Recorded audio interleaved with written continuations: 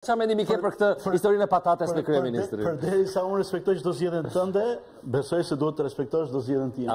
Kjo është e vërtetë, e kam respektuar. E dyta, për sa i përket thënies së kryeministrit, sigurisht që është shumë i shkurtër për ta analizuar aq thellë, domethënë, unë e kuptoj kontekstin pse e ke nxjerrë ke patatja, por gjykoj që kryeministri ka për detyrë të orientojë politikat e mëdha zhvillimore në zona të saktura në mënyrë që gjithmonë prodhimi apo zhvillimi të orientohet drejt prodhimeve, drejt... Se më bëre kaq seriozi, se kjo është një rubrik që ka elemente të cinizmit të shëndetshëm. Se s'më the që kam ardhur në një emision humoristik, dhe unë... Jo, nuk është humoristik, po humori është pjesë e televizionit të sotëm në botëror, nëse nuk je me sens humori, konsiderohesh... Ja të shofësh për shembull, se nuk po them Norën, po ja Endri për shembull.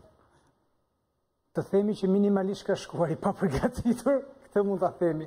Po jam dakord me Fredin Apik, kryeministri, kushdo qoftë, jo Rama, po kushdo qoftë ka për detyrë të orientojë, sepse mbi prodhime gjenden Bashkimin Evropian dhe ka shpesh atje raste kur tokat lihen djerë me një kulturë të ndryshme, orientohet për një kulturë tjetër e tjerë.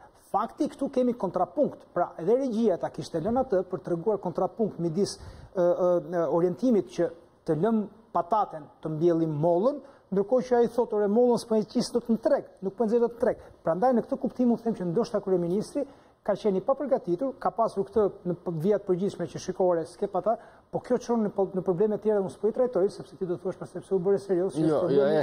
Jo, po mund të trajtojmë, po pikave të grumbullimit që ka qenë që në kohën e zotit Panariti një problem i Ministrisë Bujqësisë për t'i ngritur dhe nuk janë ngritur ose nuk janë ngritur mjaftueshëm, është çështja e rrugëve të komunikimit që zonat e prodhimit kanë me zonat e banuara të tregut, kështu që po hym kësaj pune. Po jo, në rregull, jo, por shqitja në hollësi është urdhërdite, Nora.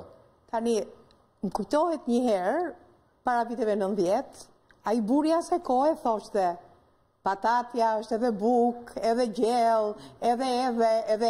Ja, për këtë. Dhe ju mendoni që kjo ishte edhe qëllimi i asociacionit që ne bëm? Tani, për këtë e ke bërë, ja, për kaq jeton. Që haron që nuk është absolutisht e vërtet. Patatja mbillet, vendosi që të marrë atë që nuk ka nevojë të mbillet, vetëm vilet. Po puna është që mbasi vilet ku shkohet. Prema shiko, kjo është e vërtet. Para sa kohësh kishte një problem, ju do ta dini më mirë se jeni deputet, kishte një problem me luleshtrydhe në Lushnjë. Mbolli dikush luleshtrydhe, ushit luleshtrydhe, o burra gjithë luleshtrydhe. Kjo është si puna e saj. Shkon ecën një farmaci në Lagje, hapen 3 farmaci tjera në Lagje. Po mirë, më falni, pse mos ta bëjmë, kam dhe një pyetje unë këtu në këtë mes. Nuk kam dëgjuar kur Churchillin që të thotë duhet të mbillni moll dhe mos mbillni pras. Ka për detyrë, kryeministri të bëjë. Nuk kam dëgjuar asnjë kryeminist. Unë kam dëgjuar Churchillin të thotë që në gazetari hyr herët dhe dil herët dhe që kryeministër i zoti është ai që është një kasap i shkëlqyer, që do të thotë që aty ku janë probleme duhet i presi dhe duhet të orientojë njerëzit që të shkojnë drejt një zgjidhje më të mirë dhe me alternativa më interesante për ata vetë. Këto kohë fundit i jeni referuar shumë Churchillit. Jeni të përgatitur për Churchillin. Nuk ju kap dot njeriu. Jo, dhe më tutje ai thotë. Mirë, po pra, nuk ju kap dot njeriu të përgatitur në raport me Churchillin. Dhe më tutje ai thotë që Ballkani thotë më shumë thotë prodhon më shumë se sa konsumon. Nuk dim si dalim këtej nga ana juaj, se vetëm me një diplomë na e kaloni ju, për t'i lëpirë me nderen kryetarit partisë. Këtu na e kaloni dhe këtë s'kemi çfarë t'ju themi. Strong, po duhet ta filloj me Endrin. Tani, pse me mua? Unë s'jam politik. S'puke me mua. Shiko, është dramë e madhe në sferën e gazetarisë. Që nga momenti, kur ishte, Fred, më kujtoj 21 prill i 2008-s ka qenë ndryshimet kushtetuese, vendi jeton në një regjim kushtetues, le themi, ku tani po luaj edhe unë loje në këtij pjesë të programit, ku lëpirja e menderes kryetarit është, nuk po them që mënyrë jetese dhe mënyrë funksionimi. Është mënyrë ekzistencën në politik për të paktën 90% njerëzve që kanë politikë. Për shembull, ti dëshiron të më thuash mua që ju që keni punë me zonjën Kryemadhi, ju nuk e keni këtë diplomën e dytë? Të lëpirjes. Të cilës, se ka shumë diploma njeriu. Zonja Kryemadhi nuk e tha në kontekstin e diplomës. Po kishte ndodhur diçka, se ju gazetarët janë interesant, e shkëpusin nga konteksti dhe ai del si gomar pa bisht. Unë e dëgjova gjithë. Edhe unë e dëgjova të gjithë. Jo, por nuk keni dëgjuar çka ka ndodhur një ditë më përpara. Historia ishte Na e tillë. iluminon. Ju iluminoj. Historia ishte e tillë ke komisioni që jam unë pjesëmarrëse, ke komisioni e edukimit, ministri i brendshëm ju drejtohet 2 zonjushave që pushoni ju se ju s'keni të drejtë të flisni se s'keni marrë diplomë.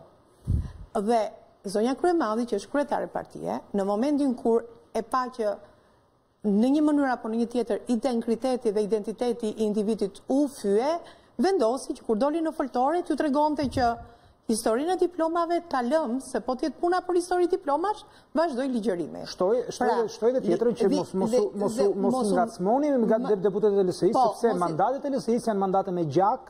Po, dhe pastaj vazhdoj dhe ju tregoj që në fakt të 2 zonjushat kanë mbaruar shkollat që të dyja, respektive edhe njëra për inxhinieri ndërtimi dhe tjetra për stomatologji.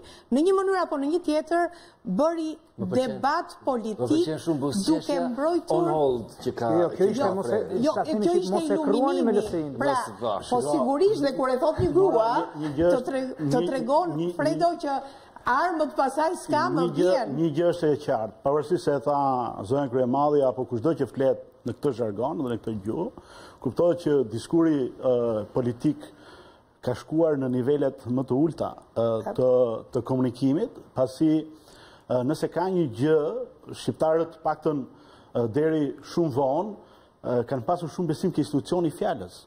Pasi kemi pasur dhe kemi akoma shumë fjalë të urta popullore që gjua kocka skapu, kocka thyen etj. Mirë, por nëse ka një gjë që është vlerësuar dhe ka shkuar atje ku nuk mund të shkohej dhe nuk mund ta mendonte njëri, është pikërisht komunikimi publik i liderëve politik dhe gjuha politike dhe diskuri politik, sidomos në institucionet të tilla. Jeni të ndërgjegjshëm, do të thënë të 2 forcat, nga që ti e frekuenton parlamentin në biseda normale, janë parlamentarët shqiptarë të ndërgjegjshëm që niveli i të folurës së tyre publike ka rënë?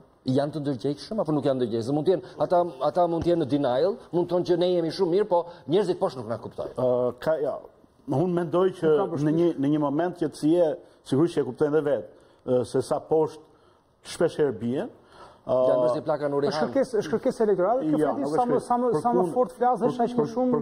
Përkundrazi, nuk është kërkesë elektorale, ka pas një studim shumë interesant faktikisht që është bërë në disa vende ish komuniste me një demokraci që e kaloi përpara nesh këtë gjë, Rumania, Bullgaria, e ka bërë Bashkimi Evropian dhe të gjithën e lidhte me mënyrën e komunikimit të liderëve politik në raport me qasjen e elektoratit dhe doli që nuk ishte fare e lidhur në mënyrë direkte, do të thënë që ti të krijosh një lloj që parlamentari ose njeriu politik të krijojë një lloj alabakëzimi të gjuhës, kjo nuk do të thotë që ai merr më shumë vota. Kjo është esenciale për të pranuar se jemi ngatruar keq i desargurisht. Jo, po kjo përkundrazi,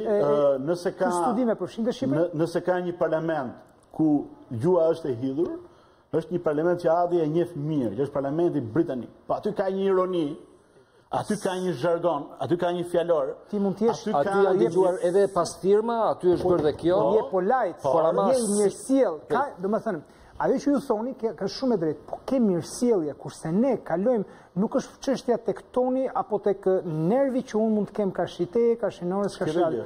Është tek forma, ne humbasim dhe formën. Me një frazë, përmbajtja është në nivele, domethënë, nuk e di, nëse do të çoheshin etrit e Kongresit Manastirit të 908-s. Do kishin bërë puf. Apo ti po thua atë që kishte fanolin. Ja ta mbaroj atë. Se problemi unë të paktën para se të shkoj në parlament e mendoja komplet tjetër gjë, ligjërimin dhe të paktën unë nuk jam nga ato gratë që nuk kam artikulim në të folur apo nuk kam mendim apo nuk e kuptoj. Po çfarë ke konstatuar ti atje? Në momentin, në jetën time asnjëherë s'jam ndier më keq, po asnjëherë në të gjithë to 30 vite të punës dhe të jetës, kur unë përballa për të dalë në foltore dhe kuptova që në foltore nuk përbën lajm problemin që ti trajton, po përbën lajm batuta dhe mundësisht batuta me pull të kuqe. Dhe këtu ka arritur, dhe kjo nuk është se është sot, po kjo është po. Më pëlqej ka vetja, është si një montazh shumë i bukur me zonjën Kryemadhi tani vogël. Dhe problemi më i madh është që kjo quhet një gjuhë e drunjt, radikale, që ti regjia se këtu nuk dua që të bëjmë neve një s'ka gjë, vetëm të dëgjohet. Regjia materiali tjetër, ju lutem, s'dua ta kërkoj 3 herë.